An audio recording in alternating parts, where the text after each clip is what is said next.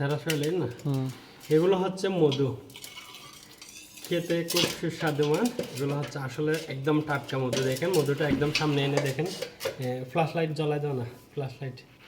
মধুটা কত একদম টাটকা মধু, অনেক ফ্রেশ।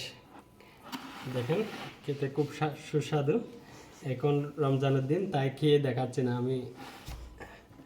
মাশাআল্লাহ, এগুলা কেটে নিচ্ছি। এগুলো হচ্ছে উপরে হালকা ময়লা থাকে, এগুলা কেটে নিচ্ছি।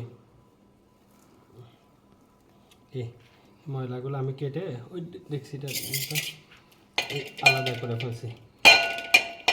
তারপর এখানে একটুখানি আছে, এটাও নিয়ে ফেলছি।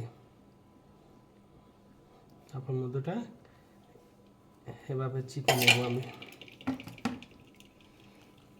একদম টাটকা মধু এটা। এভাবে আমি বাটির মধ্যে চাপিয়ে নিচ্ছি। দেখেন এখানে একটু ময়লা আছে, দেখেন কি টাটকা মধু।